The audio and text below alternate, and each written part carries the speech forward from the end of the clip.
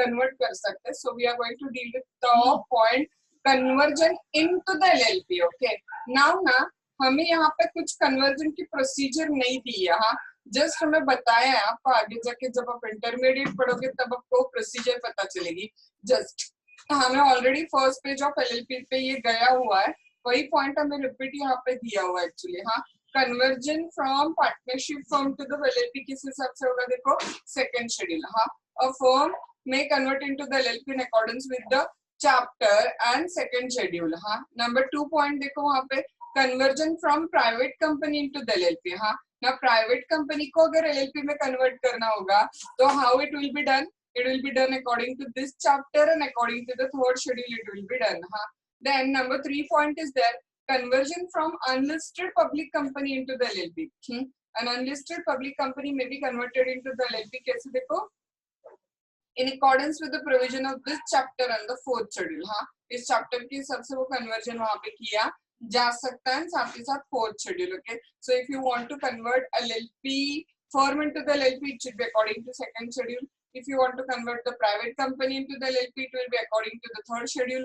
If you want to convert the unlisted public company into the LLP, it will be according to the fourth schedule. हाँ, तो that is put out की how we are going to convert the different form of business organizations into the LLP. हाँ, and the effect of conversion क्या होगा और इस conversion का registration कैसे कराना है, उसका एक कॉमन मटेरियल नीचे क्या किया हुआ है, दिया हुआ है. हाँ, see registration on effect of the conversion. First of all registration पे आते हैं.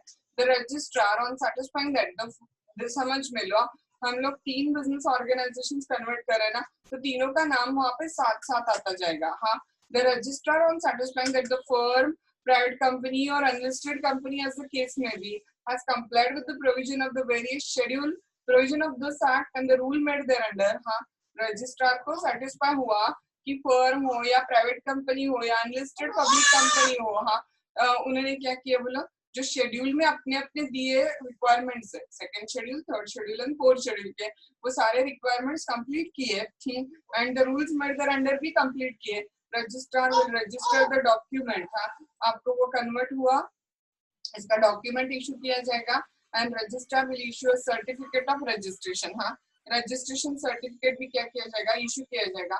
इन सच अ फॉर्म एज रजिस्ट्रार में determine stating that the LLP is on and from the date specified in the certificate registered under this act. हाँ, register certificate issue कर देगा कि LLP क्या होगी, बोलो वहाँ पर रजिस्टर हो गई है. हाँ, okay, so got the first point, how we are going to convert the firm or private company or unlisted public company into the LLP. Registrar satisfy कर लेगा कि सारे रिक्वायरमेंट्स कंप्लीट हो गए अकॉर्डिंग टू द शेड्यूल. हाँ, and फिर सारे documents वगैरह चेक कर लेगा and then he will issue a certificate of registration that the LLP has been formed from the date specified in the certificate. Okay, now number 2 point देखो क्या होगा. The LLP shall within 15 days of the registration, जिस दिन LLP का वो conversion हो गया और एज LLP रजिस्ट्रेशन हो गया, उस दिन से 15 दिन के अंदर अंदर, हाँ, it shall inform the concerned registrar of the firm or a registrar of the company as the case may be, with which it is registered under the provision of the Indian Partnership Act 1932 or the Companies Act 1956 or 2013, whatever may be, about the conversion and the particular of the LLP in such a form and a manner as may be prescribed. ध्यान में आ रहा है कि देखो, हाँ, अगर आप पहले पार्टनरशिप फर्म थे 1932 वाले, तो आपको पार्टनरशिप के रजिस्ट्रार को इन्फॉर्म करना है कि अब आप पार्टनरशिप फर्म नहीं रहे और आप एलएलपी में कन्वर्ट हो चुके हो. हाँ, और अगर आप कंपनी थे, प्राइवेट कंपनी या अनलिस्टेड पब्लिक कंपनी थे, हाँ, तो आपको रजिस्ट्रार ऑफ द कंपनीज को इन्फॉर्म करना पड़ेगा कि अब आप क्या नहीं रहे, कंपनी नहीं रहे और किस में कन्वर्ट हो चुके हो, एलएलपी में आप कन्वर्ट हो चुके हो, आपको उसको इन्फॉर्म करना पड़ेगा. सो within 15 days you have to inform your respective authority that now you are not the partnership firm or you are not the company and now you are a LLP. आपको inform करना पड़ेगा. how much days के अंदर अंदर, within 15 days. okay, now आगे देखो. हाँ, upon the conversion the partner of the firm, हाँ, अगर फर्म थी आपकी पहली तो कौन, पार्टनर, और अगर आपकी पहली कंपनी थी तो आप कौन थे, शेयर होल्डर.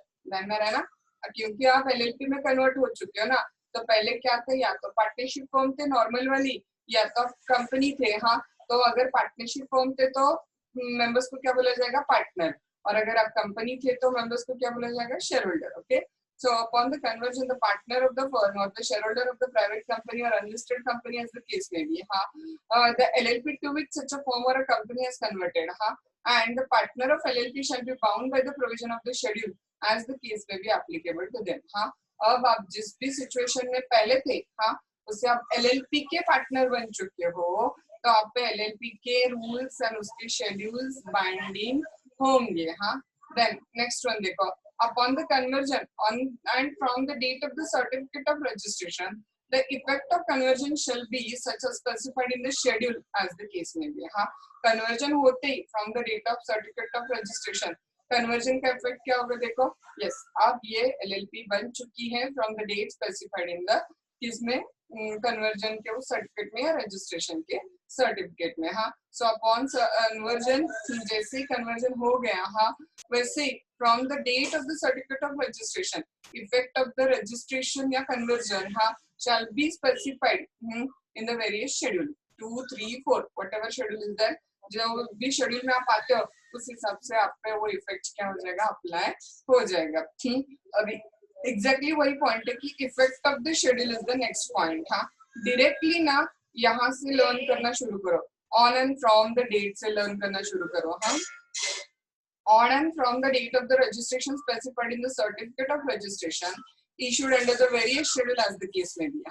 जिस दिन वो date of certificate of registration क्या किया, वहाँ पे इशू किया, there shall be a LLP by the name specified in the certificate of registration registered under the act. क्या बन गई बोलो, LLP वहाँ पे क्रिएट हो गई.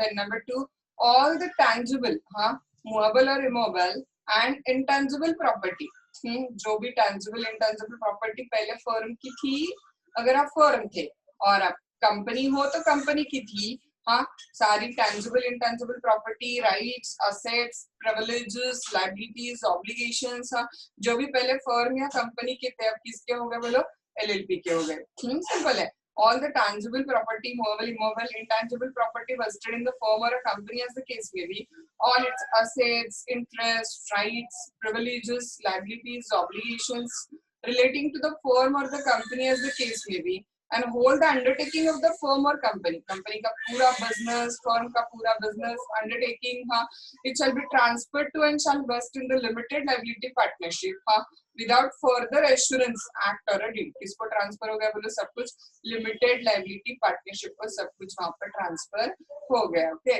now the firm or the company as the case may be shall be deemed to be dissolved and removed from the record of the registrar of firm and the register of companies as the case may be. क्योंकि अब आप LLP हो चुके हो ना, तो अब आप फर्म हो क्या, नहीं हो, राइट. अब आप कंपनी हो क्या, नहीं हो, क्योंकि आपने खुद को कंपनी या फर्म से किसमें कन्वर्ट करवा के लिया, LLP में.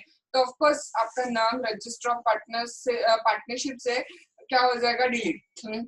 और आपका नाम इधर कंपनी थे तो किससे डिलीट हो जाएगा बोलो, रजिस्टर ऑफ कंपनी से डिलीट हो जाएगा. और अब किस में ऐड हो जाएगा, रजिस्टर ऑफ LLP में आपका नाम ऐड हो जाएगा. ओके, सो द फर्म और the company as the case may be shall be deemed to be dissolved. अब वो खत्म हो गई, removed from the record of the registrar of firm or the register of companies as the case में भी, वहां से वो नाम क्या हो जाएगा, डिलीट हो जाएगा. ठीक है, that is effect of the registration.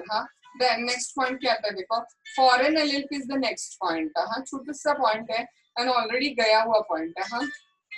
जो LLP इंडिया के बाहर रजिस्टर्ड है, बट जिसका इंडिया में प्लेस ऑफ बिजनेस है, such LLP is considered as a foreign LLP. Very simple. Central government may make a rule for the provision in relation to the establishment of the place of business by foreign LLP within India, and carrying on their business therein by applying or incorporating with such a modifications appropriate to the provision of the Companies Act 1956 की जगह हम लोग बोलेंगे 2013. और such a regulatory mechanism with which such a composition as may be prescribed. Central government rule बनाएगा relating to the foreign LLP वहाँ पे. और foreign LLP की definition कहाँ पे दिया था ना, वो definitions में थी, देखो जो हमने शुरू में देखे थे. foreign LLP का meaning proper दिया हुआ है वहाँ पे कि जिसका registered office इंडिया के बाहर है but जिसका place of business इंडिया में है, such LLP is considered as a foreign LLP. तो गलती से 2-3 मार्क के लिए वगैरह शॉर्ट नोट आया तो पहले मीनिंग डाल देना, एंड देन फिर क्या करना वहाँ पे ये वाला पॉइंट की फॉरेन LLP के रूल्स कौन बना सकता है, सेंट्रल गवर्नमेंट बना सकता है. अब हमने कंपनी लॉ डिस्कस कर लिया है, हाँ पार्टनरशिप डिस्कस किया था, पार्टनरशिप पे हमने डिसोल्यूशन ऑफ पार्टनरशिप डिस्कस किया हुआ है, राइट। हाँ अब हमें किस पे जाना, बोलो dissolution of a limited liability partnership पे हमें जाना है। हाँ लिमिटेड लायबिलिटी पार्टनरशिप की लाइफ कैसे एंड हो सकती है। हाँ तो फर्स्ट ऑफ ऑल आपको पता है वाइंडिंग अप ऑफ एलएलपी कैसा हो सकता है। वेरी फर्स्ट थिंग, या तो वो खुद एलएलपी को वाइंड अप कर सकते हैं, दैट इज वॉलंटरी, या फिर हाँ ट्राइब्यूनल मतलब वो कोर्ट के ऑर्डर से भी एलएलपी को वाइंड अप किया जा सकता है। So first of all there are two modes of winding up and dissolution. हाँ number one, it may be done voluntarily अपनी की इच्छा से, और number two, it may be wind up by the order of the court order से भी wind up किया जा सकता है, दैट इज ट्राइब्यूनल। हाँ and the LLP so wind up किया जाएगी, फिर डिसॉल्व हो जाएगी। हाँ अब कौन कौन से ग्राउंड पे हाँ एलएलपी को वाइंड अप करने की ऑर्डर ट्राइब्यूनल दे सकता है, कौन कौन से ग्राउंड्स ऐसे हैं कि जिस पे एलएलपी को वाइंड अप करने की ऑर्डर ट्राइब्यूनल दे सकता है। Let's start. हाँ एलएलपी में भी wind up by the tribunal, कब कब देखो, number one, if the LLP decides that LLP be wind up by the tribunal, मतलब वो वॉलंटरी, एलएलपी ने खुद ने डिसाइड किया कि नहीं हमें वाइंड अप करना, वो उसके लिए कोर्ट को अप्लाई करते हैं। हाँ देन मैंने आपको बताया था, याद है, minimum number of the two is required for the LLP. किसी वजह से अगर वो मिनिमम नंबर टू के बिलो चला जाता है तो 6 मंथ तक वो बिलो टू नंबर के साथ कंटिन्यू रह सकते हैं, लेकिन 6 मंथ के बाद में भी अगर वो 2 नंबर रिज्यूम नहीं हुआ वापस, हाँ तो फिर एप्लीकेशन को वाइंडिंग अप उस ग्राउंड पे किया जाता है। हाँ if for the period of more than 6 months the number of the partner of the LLP is reduced below 2, okay, then next one, LLP अब अपना डेब्ट पे करने के लिए क्या हो गई, बोलो अनेबल हो गई है। LLP अपने डेब्ट पे करने के लिए क्या हो गई है, enable, if the LLP is unable to pay its debts, okay, then next one देखो, हाँ if the LLP has acted against the interest of the sovereignty and integrity of India, security of the state or public order। हाँ ये बहुत serious है। हाँ कि अगर कोई एलएलपी हमारे देश के सॉवरेनिटी, इंटेग्रिटी, एकात्मता, हमारे देश की इंटेग्रिटी, हाँ सिक्योरिटी, हमारे देश की सुरक्षितता, हाँ पब्लिक ऑर्डर, इन सबको डिस्टर्ब कर रही है एलएलपी कहीं पे, तो फिर वो एलएलपी को वाइंड अप करने के ऑर्डर ट्रिब्यूनल वहां पे दे देगा। देन आपको ऊपर एक पॉइंट याद है, हमने डिस्कस किया था कि हर एलएलपी को अपना statement of account and solvency statement और एनुअल रिटर्न भरना कंपलसरी होता है।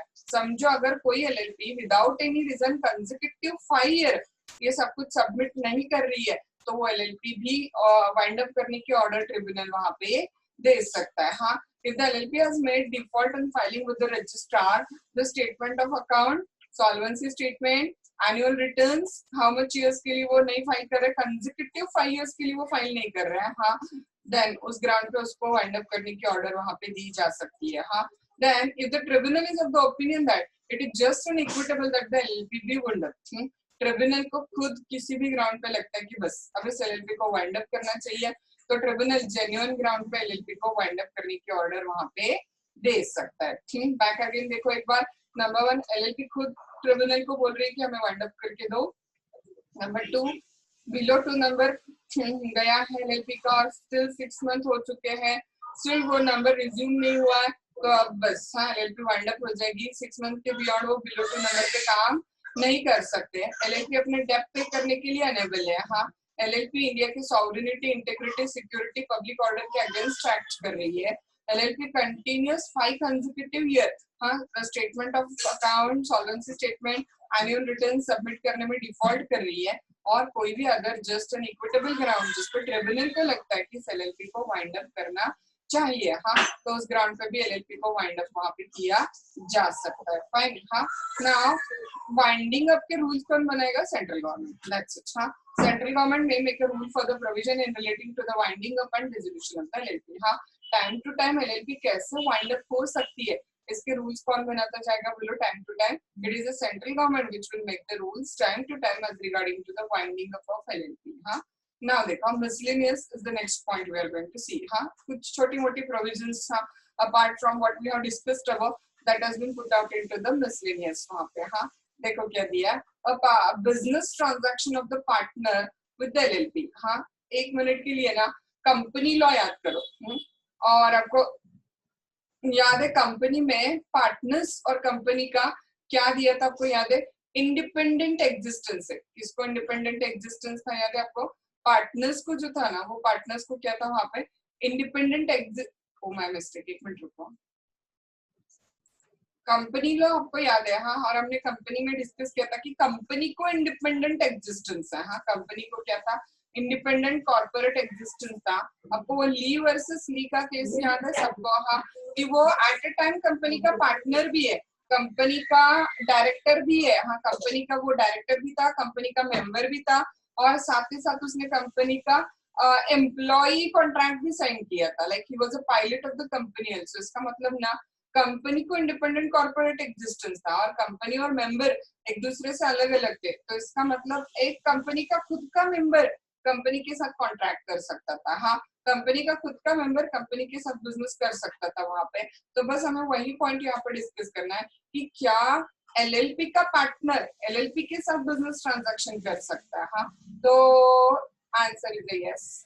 क्या आपको पता है कि एलएलपी भी इंडिपेंडेंट कॉर्पोरेट एग्जिस्टेंस, हाँ, मेंटेन करती है, हाँ। A partner may lend the money to the transact other business with the LLP and has the same right and obligation with respect to the loan or a transaction as a person who is not a partner, हाँ, तो हाँ, LLP का कोई partner LLP के साथ business transaction कर सकता है, उसके लिए एलएलपी को लोन भी दे सकता है, और अगर वो एलएलपी को लोन देता है तो नॉर्मल जो क्रेडिटर होता है ना, उसके जो राइट्स एंड ड्यूटीज होते हैं, वैसे ही राइट्स एंड ड्यूटीज किसको मिल जाएंगे बोलो, वहां पे एलएलपी के पार्टनर को भी मिल जाएंगे, हाँ। So that is the point which is stated out here, हाँ।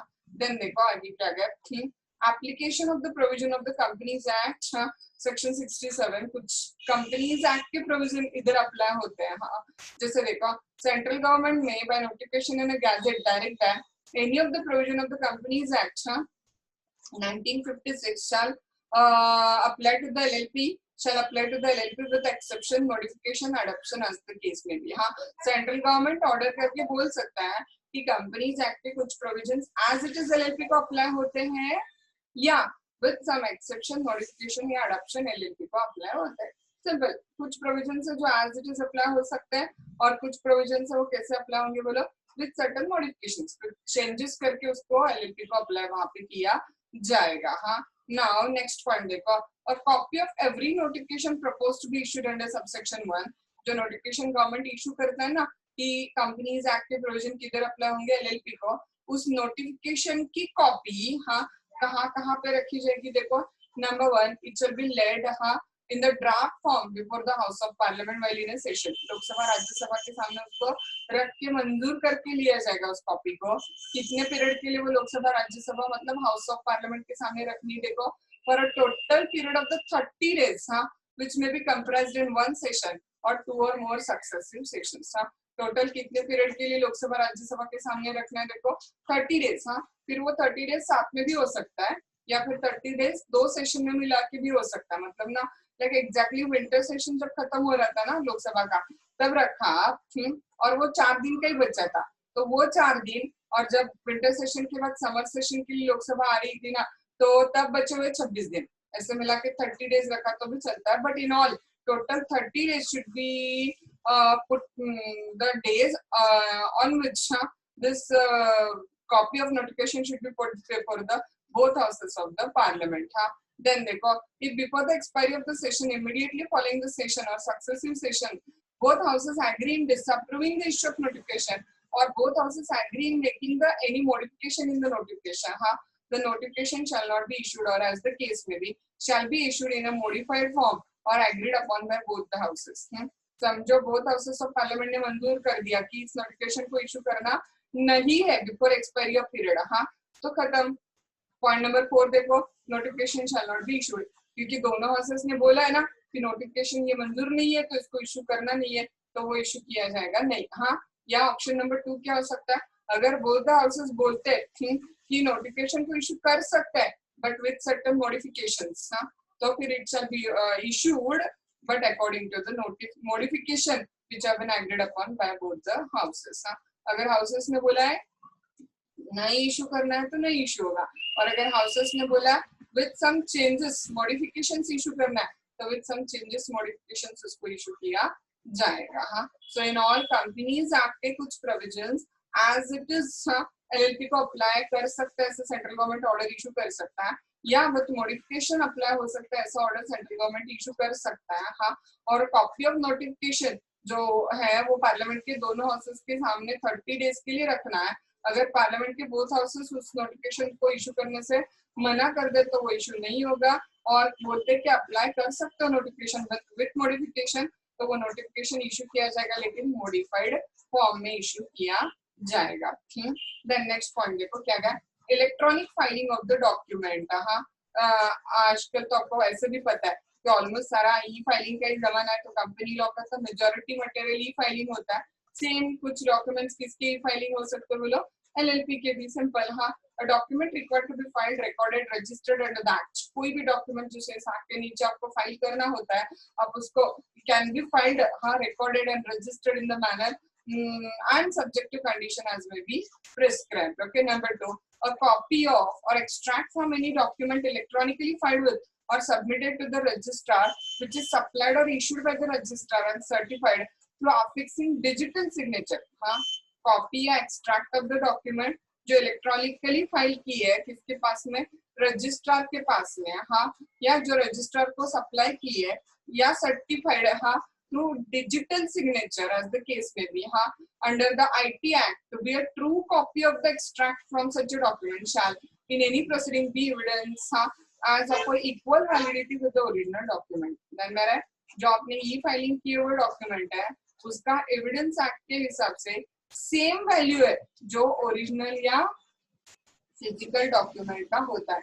ई डॉक्यूमेंट का भी वही एविडेंशियल वैल्यू है जो फिजिकल डॉक्यूमेंट का होता है। Very simple. हाँ, पेपर फॉर्म में जो मेरे पास एक पुरावा है, एविडेंस है, और मेरे पास जो ई फाइलिंग फॉर्म में जो एविडेंस है, इन दोनों का वेटेज क्या होगा बोलो, सेम होगा। हाँ, then any information supplied by the registrar that certified by the registrar through affixing digital signature, to be a true extract from a document filed with or submitted to the registrar shall in any proceeding, same ऊपर। हाँ, हमने clause number 2 में company ने document submit किया था, और clause number 3 में information electronically कौन दे रहा है, रजिस्ट्रार दे रहा है। हाँ, any information supplied by registrar that is certified by registrar through a digital signature, जिसपे इंफॉर्मेशन पे रजिस्ट्रार का डिजिटल सिग्नेचर है, वो ट्रू होगा। हाँ, and it will be admissible in evidence and presumed unless evidence to the contrary is to be a true extract from the document। और presume किया जाएगा कि जो भी इंफॉर्मेशन उस डॉक्यूमेंट में है वो सारी इंफॉर्मेशन कैसी बोलो,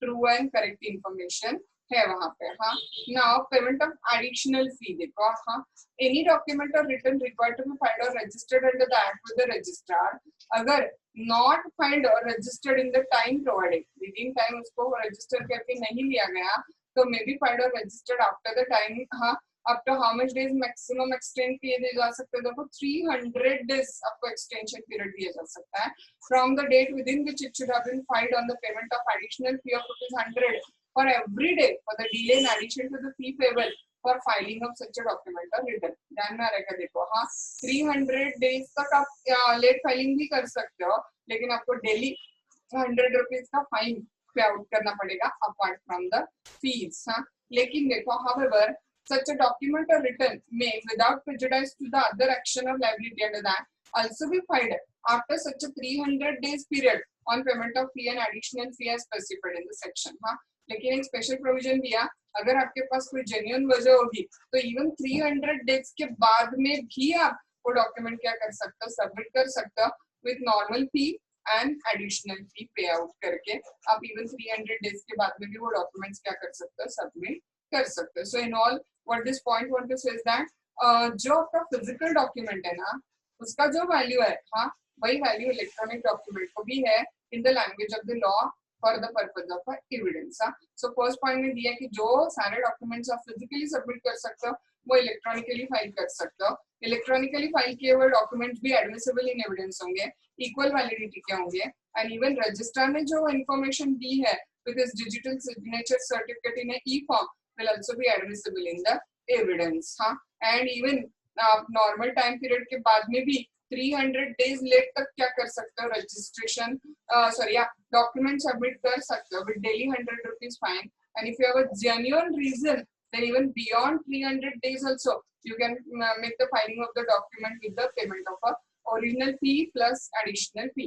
हाँ, and penalty whatever you can make a payment in even late situation also वहाँ पे. So that was the key filing point was there. हाँ, now next point क्या आ रहा है देखो, difference आ रहा है. हाँ, किसके बीच में डिफरेंस आ रहा है देखो वहाँ पे. हाँ, एलएलपी एंड पार्टनरशिप फर्म के बीच में भी क्या करना है, डिफरेंस डिस्कस करना है वहाँ पे. हाँ, लेट्स सी देखो क्या है, एलएलपी एंड पार्टनरशिप फर्म दोनों का सबसे पहला पॉइंट क्या आ रहा है देखो, act applicable is the very first point which is been there. हाँ, एक्ट एप्लीकेबल, दोनों को कौन कौन सा लॉ एप्लीकेबल है वो हम लोग क्या करेंगे यहाँ पे फर्स्ट ऑफ ऑल डिस्कस करेंगे. हाँ, देखो एलएलपी को कौन सा लॉ एप्लीकेबल है आपको पता है, LLP is governed by the Limited Liability Partnership Act 2008. You are very well aware. हाँ, अपोजिट साइड देखो, पार्टनरशिप फॉर्म किससे गवर्न है, इंडियन पार्टनरशिप एक्ट 1932 से गवर्न है. इंडियन पार्टनरशिप एक्ट 1932 से गवर्न है. हाँ, LLP बॉडी कॉर्पोरेट है.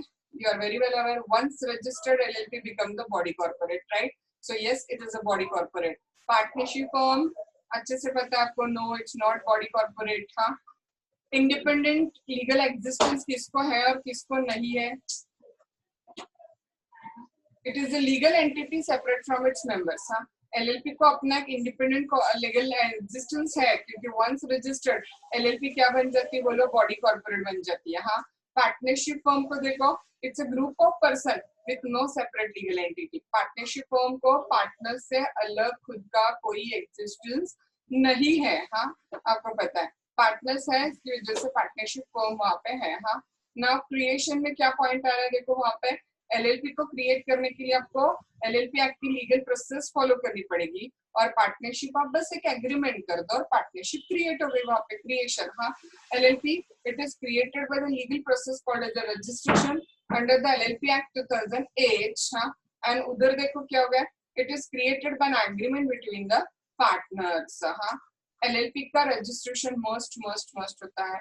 हाँ, आपको पता है पार्टनरशिप का रजिस्ट्रेशन इतना कंपलसरी नहीं है. हाँ हाँ, बट आपको लीगल डिसेबिलिटीज फेस करनी पड़ेंगी तो इसके लिए बेटर है कि रजिस्टर करके लो, बट लॉ कहीं पे कंपल्सन नहीं करता है, लेकिन एलएलपी का रजिस्ट्रेशन मैंडेटरी है. हाँ, देखो registration of the LLP is a compulsory mandatory. LLP can sue and be sued in its own name. Opposite side, registration of partnership form voluntary है, आपकी इच्छा, करना है करो, नहीं करना है मत करो. हाँ हाँ, but problem is that one कि रजिस्टर्ड हो गए तो ही सूट फाइल कर सकते हो. हाँ, so only registered partnership form can sue the third parties. हाँ, देन नेक्स्ट पॉइंट भी आपको अच्छे से पता है, परपेचुअल सक्सेशन है एलएलपी को, याद है ना आपको, क्यों, क्योंकि अंदर के पार्टनर्स आते जाते रहेंगे लेकिन एलएलपी का एग्जिस्टेंस हमेशा के लिए रहेगा. लेकिन पार्टनरशिप फॉर्म में आपको पता है unless otherwise agreed, death, insolvency, हाँ, रिटायरमेंट इस ग्राउंड पे फर्म डिसॉल्व हो जाती है.